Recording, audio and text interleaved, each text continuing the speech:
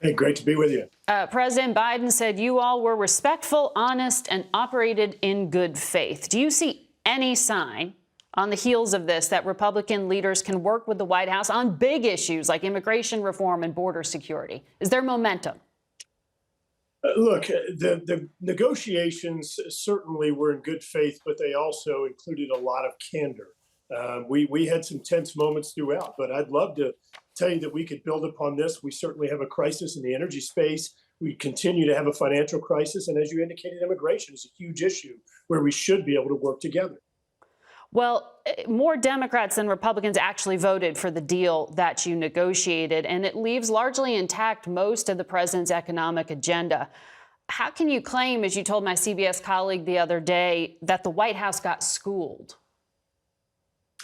Because the White House laid down about 7 red lines, including that they wouldn't negotiate, that they wouldn't allow anything to be done on work requirements, that they wouldn't allow any changes to environmental laws, that they wouldn't allow us to take any funds from IRS agents, and on and on. And yet, every single red line that they laid down, we crossed right over in negotiations, resulting in the largest savings in any legislation in the history of the Congress. This was a huge accomplishment, huge legislative wins. And lastly, Margaret, I think when you look at the president's statements, all he could do is talk about things that didn't happen versus anything that did happen that was positive for his agenda. Well, $1 trillion to $1.5 trillion over 10 years in savings. But you said there was an erosion of trust within your own party between you and some of those harder line Freedom Caucus members who said it was a bad deal that you negotiated. And this morning, Congressman Ken Buck of Colorado said Speaker McCarthy has credibility issues.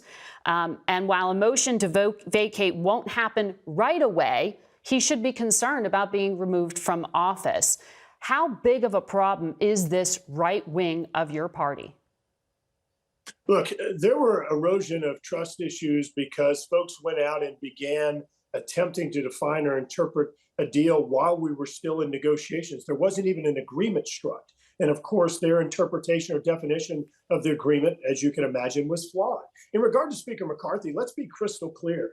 This speaker has been one of the best strategists we've ever had, delivering transformative immigration, energy, Parents' Bill of Rights, and other legislation that, looking back in previous Congresses, not even one of these things has been done, much less we're about 10 huge wins this year. But 71 members of the House Republican caucus voted against it. I know you had 67%. I mean, you had the majority of your caucus, but 71's, that's not nothing there. I mean, can you rule out a government shutdown in the fall? Are these hardline members going to be emboldened on the back of this?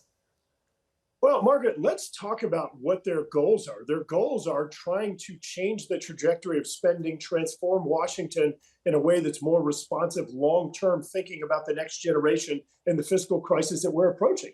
I don't think that should be a partisan issue. We should all be on board with those objectives. In this case, I think that leverage was trying to be exercise that really threaten the economy in a large way. We've already seen under this administration, the stock market has lost around $9 trillion in value, hurting retirement accounts and families all across the country. We can't continue to see those types of challenges. And so I do think that in the appropriations process, we are going to be working hard to continue the momentum that we've gained through this negotiation, saving trillions of dollars. Can you rule out a government shutdown? I'm not ruling out anything. It depends on how reasonable each side is. Obviously, in the negotiations, it's very difficult to predict, but I want to be clear. Republicans are going to demand continuing to build upon the success that we were able to achieve in debt ceiling negotiations, in changing the way that Washington spends.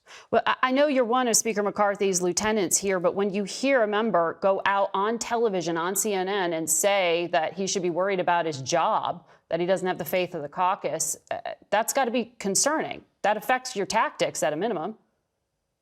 Look, I've known Ken Buck for years and certainly respect him. It is not a mainstream position. I'll tell you right now, Speaker McCarthy's position is absolutely safe. He is going to continue delivering wins for the country, changing the direction of Washington and being more representative of the priorities of Americans across the country. I have no doubt his position is safe, and we're going to keep marching forward, continuing to build upon the historic wins that he's been able to achieve this year.